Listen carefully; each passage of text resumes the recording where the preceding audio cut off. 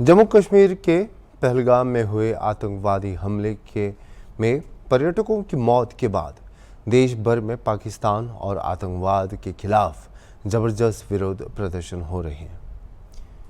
Civil line स्थित पत्थर गिरजार गिर, गिरजार घर के पास लोगों ने पाकिस्तान और आतंकवाद का पुतला व झंडा जलाकर गुस्सा जाहिर किया। प्रदर्शनकारियों ने केंद्र सरकार से आतंकवादियों के खिलाफ सख्त कार्रवाई की मांग की है ताकि आने वाले नस्लों को भारत से टकराने के अंजाम का अंदाजा हो सके। होश में आओ, होश में आओ। पाकिस्तान मुर्दाबाद, मुर्दाबाद, मुर्दाबाद। पाकिस्तान, पाकिस्तान मुर्दाबाद, पाकिस्तान मुर्दाबाद, पाकिस्तान मुर्दाबाद।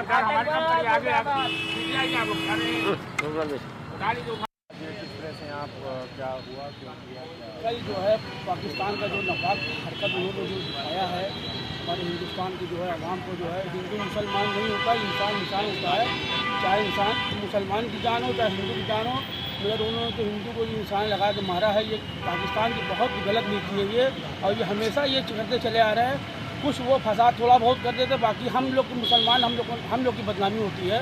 काम गंदा वो करते हैं, उनकी कोई जांच नहीं होती।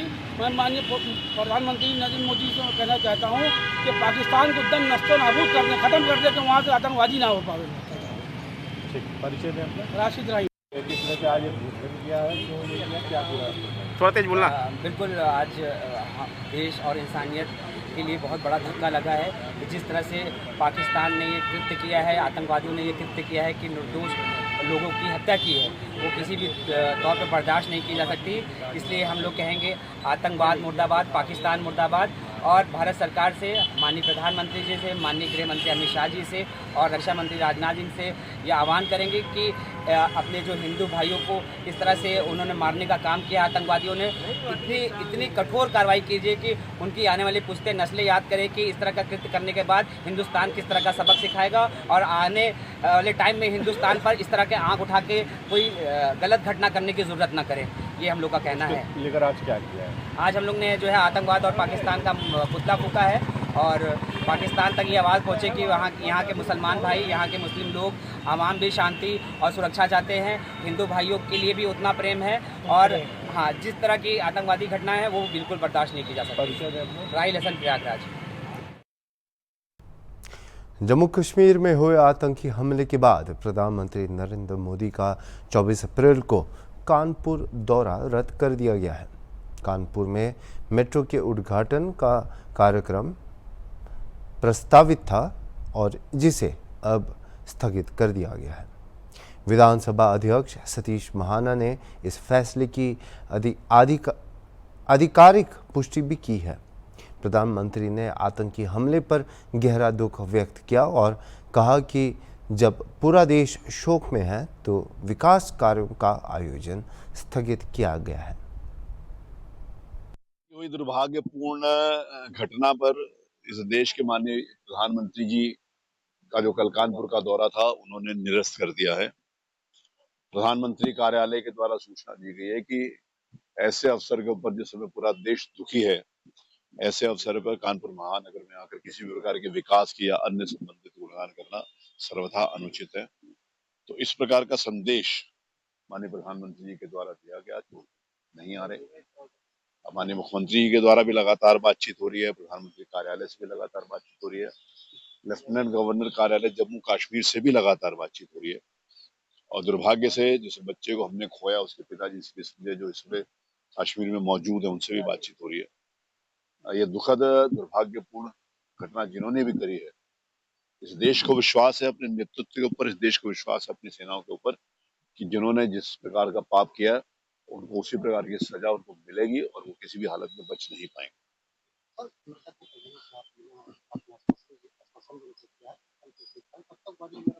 अब आज लेट नाइट तक बॉडी पहुंच जाएगी। अभी तक की जो सूचना है वो 6 बजे वहां से श्रीनगर से चलकर दिल्ली पहुंचने की है, और दिल्ली पहुंचने के बाद इस बात को एक्सप्लोर किया जाएगा कि कानपुर में नाइट लैंडिंग की फैसिलिटी होगी तो दिल्ली से पहुंचने के बाद वो कानपुर आएंगे, अगर नहीं होगी तो लखनऊ लाया जाएगा।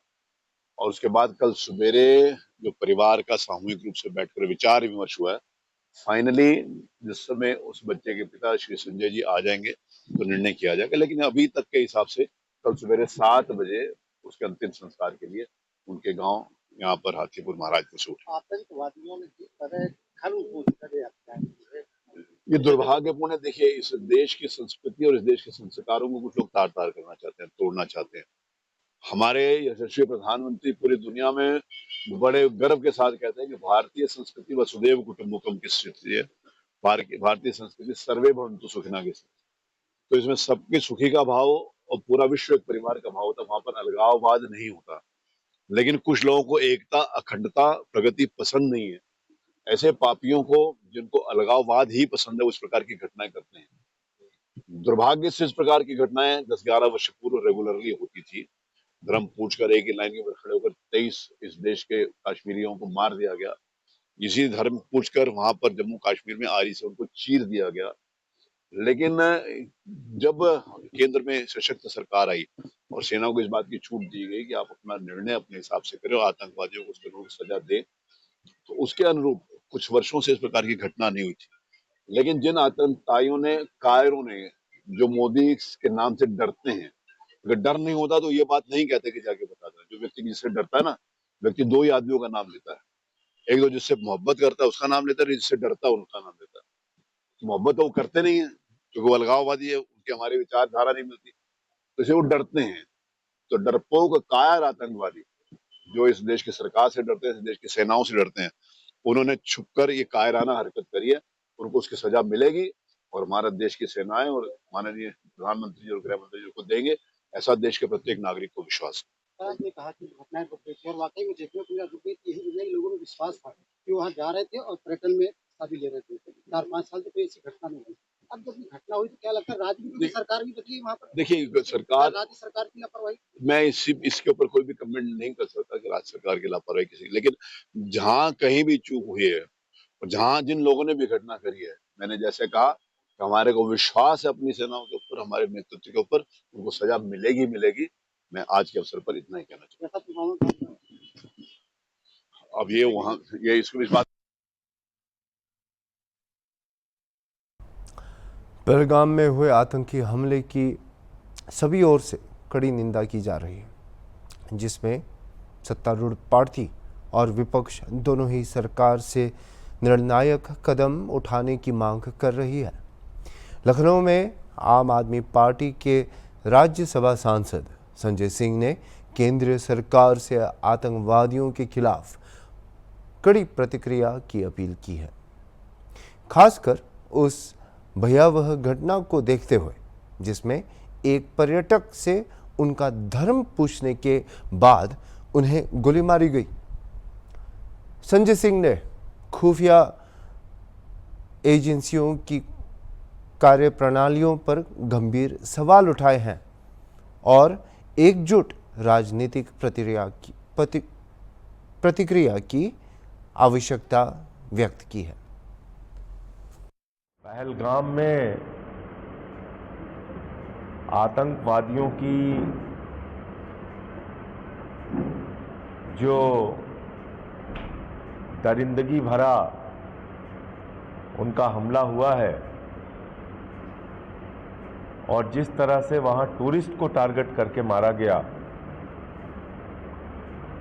मैं समझता हूं कश्मीर के इतिहास में बहुत कम ऐसी घटना आपको देखने को मिलेगी जहां पे टूरिस्ट को इस तरह से टारगेट करके उनको मारा गया। ये भी बात सामने आ रही है कि धर्म पूछ के मारा गया।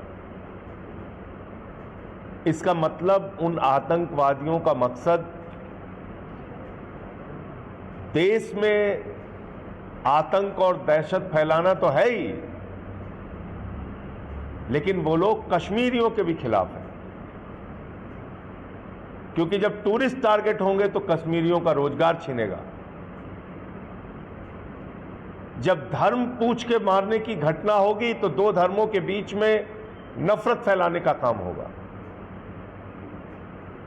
अभी तक जो जानकारी मिल रही है कि पड़ोसी देश पाकिस्तान के द्वारा प्रायोजित ये आतंकवाद की घटना है। मैं भारत सरकार से मांग करता हूं कि आतंकवादियों को उनकी ही भाषा में जवाब दीजिए। जिस तरह से उन्होंने हमारे निहत्थे निर्दोष लोगों को मारा है, उनको उन्हीं की भाषा में जवाब देना चाहिए। कल से मैं देख रहा हूं कि वहां पर स्थानीय लोगों का भी विरोध शुरू हो गया है। कश्मीर के लोग भी शांति चाहते हैं, इस तरह की घटना नहीं चाहते। एक हुसैन नाम के शख्स ने अपनी ओर से कोशिश भी किया कि हमारे मेहमान हैं, इनको मत मारो, और वो भी इस घटना में मारा गया। बहरहाल सबसे बड़ा सवाल ये उठता है कि इतनी बड़ी आतंकवादी घटना हो गई तो हमारी खुफिया एजेंसीज क्या कर रही थी? ये सीधे तौर पे खुफिया तंत्र के फेल्योर का एक बड़ा मामला है। एक क्षेत्र में 2000 से ज्यादा पर्यटक हैं, वहां आतंकवादी पहुंच जाते हैं, गोलियों से भून के 28 पर्यटकों को जान से मार देते हैं। उनके जवाब में कार्रवाई करने के लिए सेना की तैनाती थी या नहीं थी? पुलिस की तैनाती थी या नहीं थी? खुफिया विभाग के द्वारा जानकारी दी गई थी कि या नहीं दी गई थी? ये कई सारे प्रश्न हैं जिसका जवाब केंद्र सरकार को और वहां के एलजी महोदय को, क्योंकि पुलिस उनके अधीन आती है, अभी भी वो यूटी है, तो उनको इसके बारे में जानकारी देनी चाहिए। प्रधानमंत्री जी भी अपना दौरा छोड़ के बीच में आ गए हैं, गृह मंत्री जी भी वहां पहुंच गए हैं। मैं केंद्र सरकार से मांग करता हूं कि आप सभी दलों को विश्वास में लीजिए और एक प्रयागराज की शक्ति दुबे ने यूपीएससी सिविल सेवा परीक्षा 2024 में टॉप कर पूरे क्षेत्र और राज्य का नाम रोशन किया है। 22 अप्रैल 2025 को घोषित परिणाम में शक्ति ने पहला स्थान हासिल किया है। शुरुआती पढ़ाई प्रयागराज और स्नातक इलाहाबाद विश्वविद्यालय से करने के बाद उन्होंने BHU से बायोकेमिस्ट्री में पोस्ट ग्रेजुएशन किया था। 2018 में यूपीएससी की तैयारी कर रही शक्ति ने राजनीति विज्ञान व अंतर्राष्ट्रीय संबंधों को वैकल्पिक विषय चुना था और उनके पिता पुलिस विभाग में सब इंस्पेक्टर भी हैं।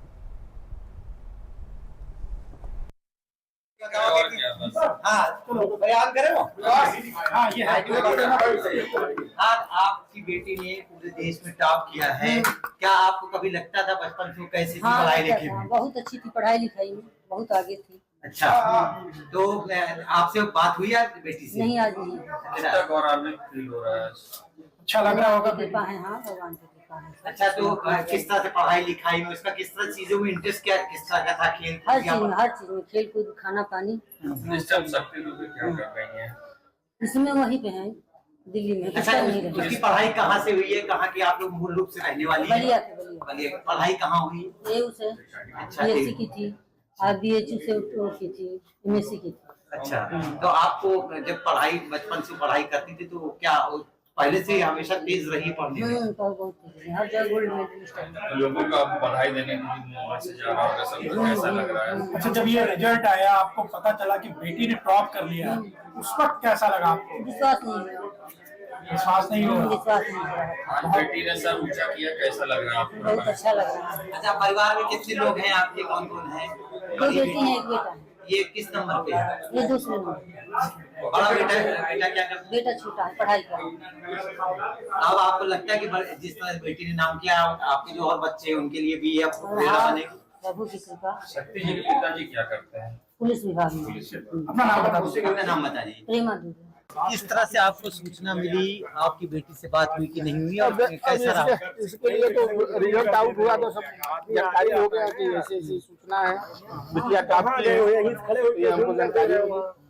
कैसा लगा इस टाइम जब बेटिया ने टॉप आपको लगा, अपना बैकग्राउंड बताएं, कहाँ के रहने वाले, आप क्या करते हैं? मैं मूल रूप से बलिया का रहने वाला हूँ और रामपुर गांव है मेरा, थाना डुप्टी पड़ता है, तहसील बैरिया है, और मैं इस समय पुलिस विभाग में सब इंस्पेक्टर के पद पर नियुक्त हूँ। और मेरी बेटी यहीं एसएमसी धूरपुर से फर्स्ट से लेकर के और 12th तक पढ़ी है। इसके बाद इलाहाबाद यूनिवर्सिटी से बीएससी टॉपर हैं, गोल्ड मेडलिस्ट है। उसके बाद यहाँ से वो बीएचयू से एमएससी की, वहाँ भी गोल्ड मेडलिस्ट है। सबसे सम्मानित परीक्षा मानी जाती है और ऐसे में पूरे देश में टॉप करना एक बहुत बड़ा उपलब्धि है। क्या बचपन से इस तरह की चीजें आपको लगती थी उससे, या ये रिजल्ट? देखिए, वो तो बच्ची के पढ़ने का ऊपर था, उसकी सहयोग करने के लिए हम थे, और बाकी जितनी भी व्यवस्थाएं थी वो पढ़ने से, उसी की ये मेहनत का फल है कि प्रभु ने दिया। अच्छा, कहीं कोचिंग वगैरह या पढ़ाई? कहीं कोचिंग नहीं, कोचिंग के लिए दिल्ली में भेजा था, कोरोना काल आ गया, घर वापस आ गए, यहीं से तैयारी की, यहीं से। अभी शक्ति की एज कितनी होगी? ये तो अब देखना पड़ेगा। अच्छा, पढ़ने में क्या शुरू से ही एकदम बहुत? हाँ, पढ़ने में बहुत ही। अच्छा, एक आखिरी सवाल दुबे जी की, जब रिजल्ट ये घोषित हुआ आप लोग को पता चला, उस वक्त कैसा महसूस किया आप लोगों ने? बहुत अच्छा फील किया। मैं प्रभु का बस शुक्रगुजार हूँ कि वो हमारे साथ बहुत अच्छा किए। अब इसमें पूरे परिवार हम बहुत प्रसन्नचित हैं। पूरा नाम अपना? पूरा नाम? देवेंद्र कुमार दुबे। दुबे थोड़ा सौरभ जहाँ यूपी में सौरभ शक्ति दुबे ने जहाँ टॉप किया है। करीब 2.5 साल बाद मध्य प्रदेश में शासकीय कर्मचारियों की स्थानांतरण प्रक्रिया 1 मई से 31 मई तक शुरू होगी। डिप्टी सीएम राजेंद्र शुक्ला ने मंगलवार को कैबिनेट ब्रीफिंग में इनकी घोषणा की। मुख्यमंत्री डॉक्टर मोहन यादव ने भी इन ट्रांसफ़र नीति को अगली कैबिनेट बैठक में पेश करने की बात कही है। लंबे समय से ट्रांसफ़र का इंतज़ार कर रहे कर्मचारियों के लिए यह बड़ी राहत की खबर भी है। मोहन यादव जी की अध्यक्षता में कैबिनेट की बैठक संपन्न हुई है। उसमें जैसा कि हम सब जानते हैं कि चीता के मामले में जो लंबे समय से संघर्ष चल रहा था, कूनो अभ्यारण्य में बहुत ही सफल तरीके से चीतों को लाया गया और उनका वंश वृद्धि भी बहुत सफलतापूर्वक सफल रही है। और पिछले दिनों गांधी सागर अभ्यारण्य में 2 चीतों के पुनर्स्थापन का बहुत ही सफल प्रयोग हुआ है। इसकी जानकारी और चर्चा कैबिनेट में हुई है, जिसकी राष्ट्रीय एवं अंतर्राष्ट्रीय स्तर पर चीता रिलोकेशन में मध्य प्रदेश ने जो कार्य किया है उसकी प्रशंसा हो रही है। ग्वालियर में देश का पहला टेलीकॉम मैन्युफैक्चरिंग जोन बन सके, इसके लिए राज्य शासन ने अपनी सहमति भारत सरकार को भेज दी है और ऐसी उम्मीद है कि भारत सरकार की स्वीकृति के बाद 12,000 करोड़ के निवेश की संभावना तथा इससे 5,000 रोजगार के अवसर सृजित होंगे।